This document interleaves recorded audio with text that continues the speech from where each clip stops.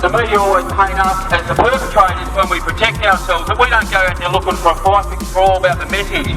And time again, Antifa has proven, so has Socialist Alliance, Socialist Alternative, they've just proven that they use violence, unauthorised, and also unlawful violence and intimidation against patriotic and nationalist groups in Australia.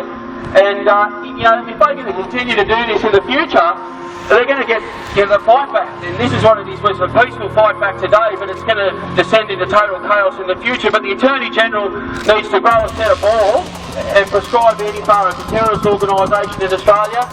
Many years ago, Sergio Menegali had a big mural on the side of the wall here, "Say no to burqas," and that's for me where it all started, in getting away from the cesspool of the Liberal Party. It's just a big brothel now. It's prostitutes. They do nothing for Australia. They sell Australia out.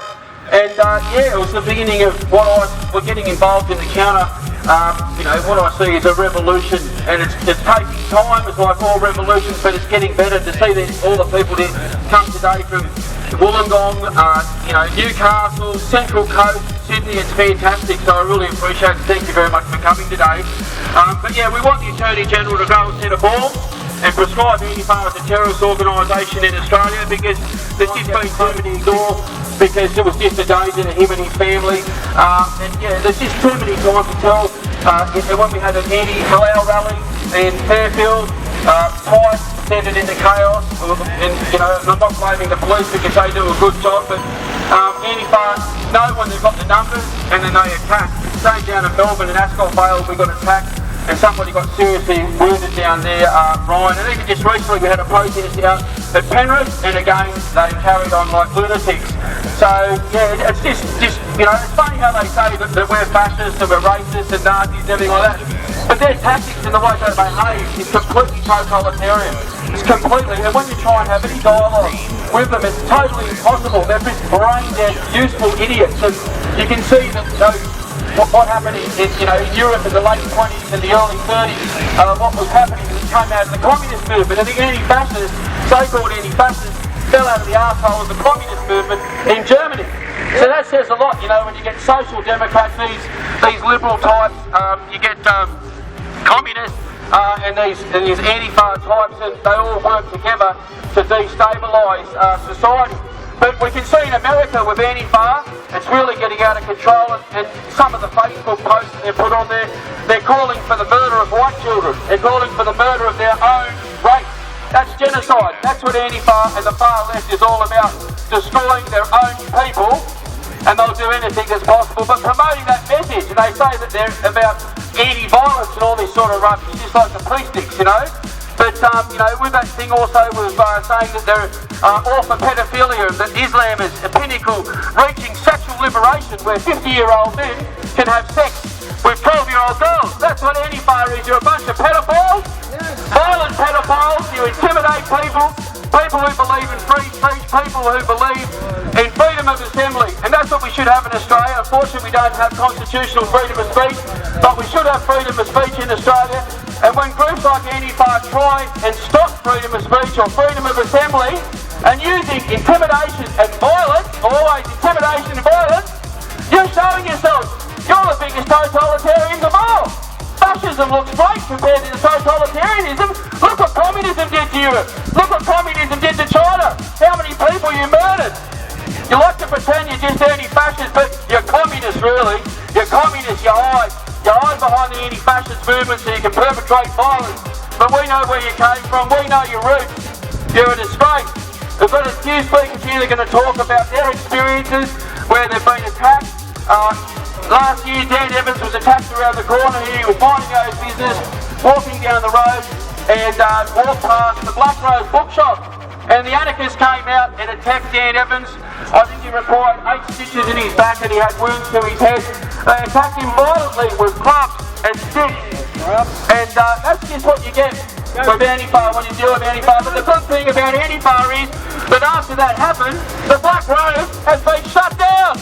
Fantastic! The Black Rose has been shut down. And you need to be shut down. So I'd like to hand over to Dan Evans. Dan Evans would like to say a few words about his experience as a Patriot from Canberra. Here we go, Dan Evans, I'll hand you over, mate. Thank you. Hello, Sydney.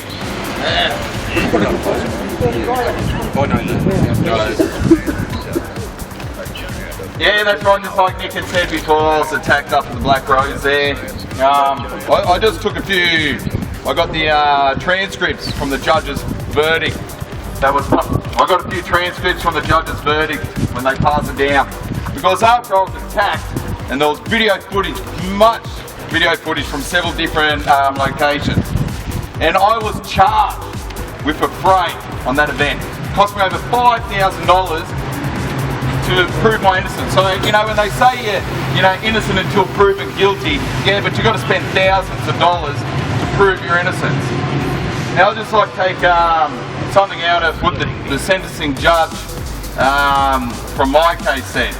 She said that simply, this is on page 49, that simply because you are opposed politically to somebody, that does not mean you cannot stand out the front of their headquarters. It is simply more than a cafe. She's referring to the Black Rose when you look at the posters on the shop and the way it's set up.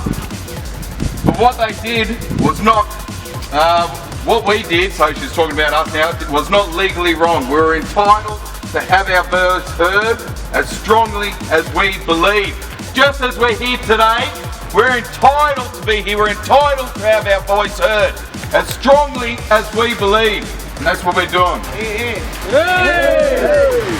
were lawfully entitled to walk down the footpath. They were lawfully entitled to video. We were lawfully entitled to be there doing what we're doing. It was a completely disproportionate response. There was not a threat. They were filming of what they were saying. So this is the judge that was doing our court case anyway. So people are allowed to argue about their ideas. If it gets offensive or out of hand, you can call the police. But we were victims of an overreaction, she states. She goes on to say there were 4 men at one stage against 1. This is when I was surrounded. You could see in other video that wasn't posted. 4 men with weapons against 1. This is just like Nick was saying before, this is the way they do it. You know, when they got the numbers, yeah, they jump up and they go crazy. She goes on to finish and says, we were victims of a very vicious, a very brutal, a very unnecessary assault, and would have to, and she would have to accept submission from my barrister there that made that they should be charged not just with a fray but with more. But this didn't happen, of course. What's going on? So let's go over to the Antifa when they were charged. So they were charged with a fray. It was a long, drawn out court case. Where did I write it? Here. Right. So, and I'll put it out there, this is from Magistrate Wildquist. In a case versus Christian, Jaron and Montgomery. Okay, so her thing here was that of self-defense. And she's put out there that they were not as big as Mr. Evans. So what does this mean? If you're not as big as someone, you can go grab a weapon and belt the fucking shit out of them? This is bullshit. This is from a magistrate. A magistrate has said they were not as big as Mr. Evans.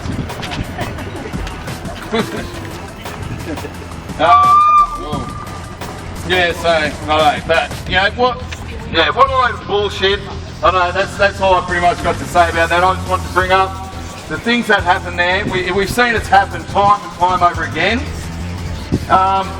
The magistrate in my case showed, she said, when I walked up, I didn't know who the hell these blokes were, you know, I was taken there, said, yeah, it's some Antifa's bookshop. On there, you know, yeah, you go, you know, I've got my beer in my hand, as I always do. You know, I don't now, but I'm waiting for it. So, that's all I got. I'll pass back over to Nick. Yeah, Nico. In our parliament, everything's failing the Australian people, and then the politicians wonder why we're voting for the others. You know, we're not voting for the mainstream parties anymore because we've had enough, because they don't represent us. And all the different stratas of society in Australia. So I'd just like to hand over to Jeff. Jeff is going to have a few words. Jeff's a member of Party for Freedom and the Vice President of Party for Freedom. I'll hand it over to Jeff. Thanks, Nico. We've gathered today at this site because this is a patriotic, sacred site. This is where Sergio Redigari had his anti-burqa mural. Now this mural was attacked numerous times by the left wing and the master scum that hang around this area.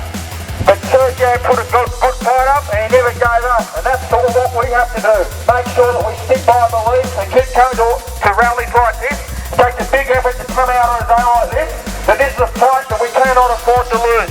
Now here at Party for Freedom, we fully oppose multiculturalism and we fully oppose the importation of thermal immigrant groups who stand against our values and against our laws, we're against that. We don't want these type of groups brought in here. It's not in Australia's interest. The immigration program needs to be run according to the interests of Australia and according to the interests of Australians, not according to what the do-gooders want and what the Marxists want and what the leftists want. We've seen what's happened in Melbourne the last month or so, where it's come out publicly in the mainstream media.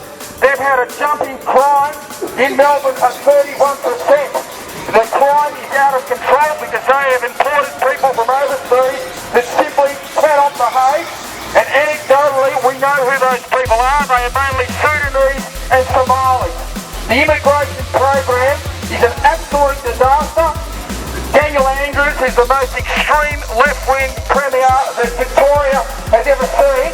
Instead of saying, let's stop importing these numbskulls, what he said, let's put 2,000 or 3,000 extra police in place, put them in place and then spend $2 billion on their wages. What a joke that is. Daniel Andrews is not promising any solution to the problems they've got down there. What he is promising is more of the same. And we have to oppose that. So here today, Party for Freedom is saying what we have to say. So if you would like to join us today, there'll be someone wandering around with some leaflets after this event. Sign up. It'll take you about 20 seconds to sign up because we can't do this on our own. We need your help. Again, I'd like to thank you for coming and we might see you on the next one. Antifa proscribe as a terrorist organisation in Australia.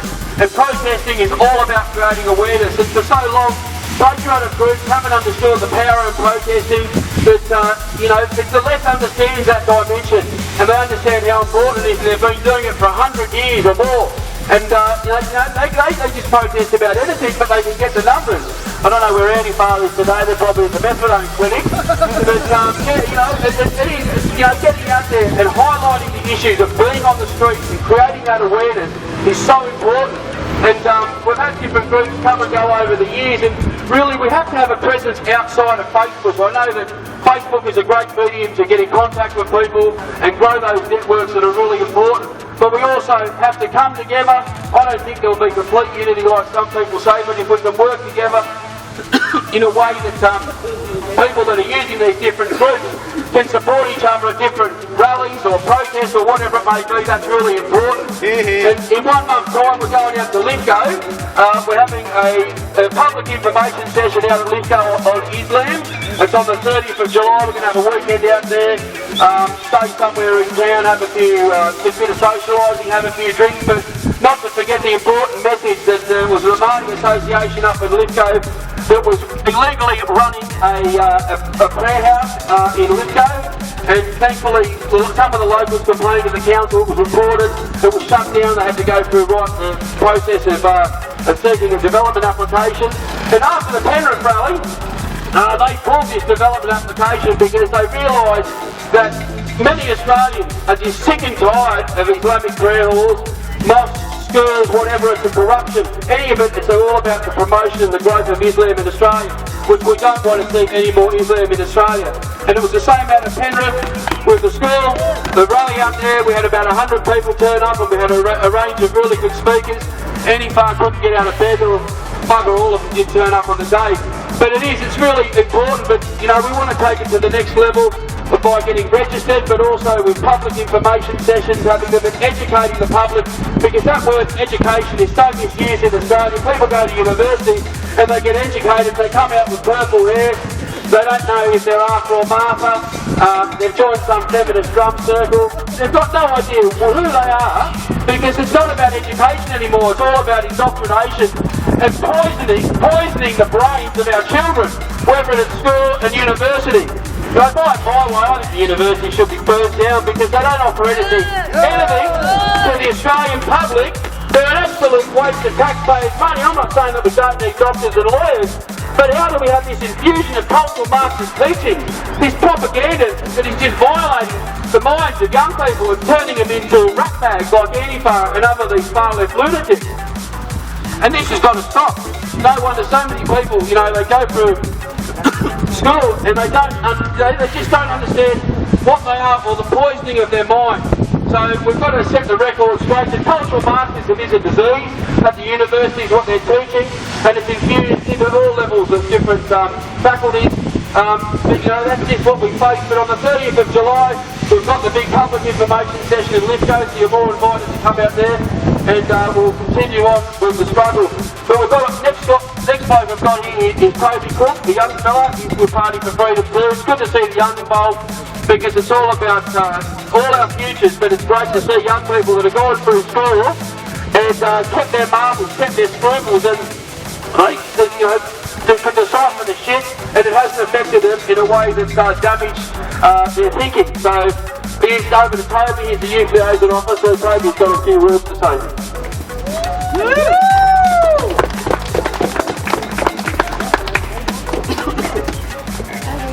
Aussie, Aussie, Aussie! Aussie, Aussie, Aussie! Aussie! Aussie!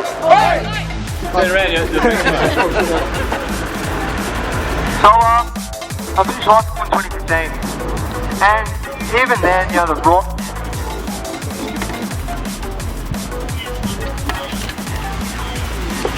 Even then, the rock is everywhere. No, it's not a matter of trying to save ourselves. There's too much more. We need to completely re-educate. We need a good old-fashioned book burning. Let's go and just completely wipe the slate of all these people's minds that have been filled with Marxist poison. Burn the books, re-educate them. Then, finishing high school, I worked for time for a bit. I started to go to uni, and you know, I went about as well as you can imagine. I was doing a double degree in art law, and the art degree, oh holy shit. It was like, well, it was basically like, you turn up and it's just genderqueer, core gender, yeah, shit like that. And it was just a matter of, these people genuinely believed it. I mean, these teachers, I don't know whether they were sorry for them, or whether they hated this part of this Marxist machine. I mean, they could have fallen victim to an error themselves. They don't really understand what they're teaching, and then on the flip side, they're fully aware. And it feels like, you know, they're just inventing new things, new ways to be supposedly oppressed every single year. Like, you know, I remember, you know, when I was first doing sex ed in like year 6, there was LGBT, and now it's like the whole alphabet plus 2 games. It's honestly just, it's rank. I mean, yeah, it's you know, it's not a matter of, oh, you know, it's not a matter of, they don't want rights, they want supremacy, they want to be able to indoctrinate kids and to teach kids again that 2 on their dicks is okay, because, you know, that's what they want to teach. They don't want equal rights. They want to just go out, they want to do what they want to manipulate children, and tip up that is the pawn in their game. You know, we're out here standing up to this today, because I myself, I was jumped in Penrith, for those of you who don't know. I was sitting in my car with another person, and seatbelts on, we're going to my GPS, and next thing I know, 4 ferals have just run up, started swinging a club, a crowbar, and I was chucking reverse. It just goes to show how truly tolerant these people are. These people are feral, these people are a scourge of society. They're lower than such humans. And we need to purge them completely. And you know, when we're on power, they get some helicopter rides. Yay! Some helicopter rides. Yay! Hey, do you know Tommy from Swat? Well, I mean, yeah, they're you know, Tommy can fly, and they're going to serve China. My passion is for another. On that day, when the first lifesavers of this country, this state, got backed up by bloody Muslims, and I'll say it, and I'm allowed to, because I was bloody married to one. On Sunday, the 11th of December, 2005, we stood up and we did something about it. All you women here are our women. It doesn't matter whether your sisters, your wives, nieces or cousins. They're all our women. And you have the right to go to a public beach dressed appropriately to your standards and enjoy and serve. Well, on that day we stood up and we did something. The press said there was 5,000 of them. No, there was not 5,000, there was 5,001 because they didn't count me. Time has moved on, but I have not moved on. I I go down to Cronulla different days at different times just to have a look at the bout. I do it quietly, I don't, not intrusive, I don't approach anyone. But I like to keep my eye out. But I've noticed, since we had the barbecue, the family barbecue, it was just saying, to mark the 10-year anniversary, we were herded like cattle down into the gully by the police who stood up in a ring surrounding us so that we wouldn't move. But at the same time, just down the street, and they can't say it didn't happen because it did. Fuck off. Why don't you go suck a cock? You did.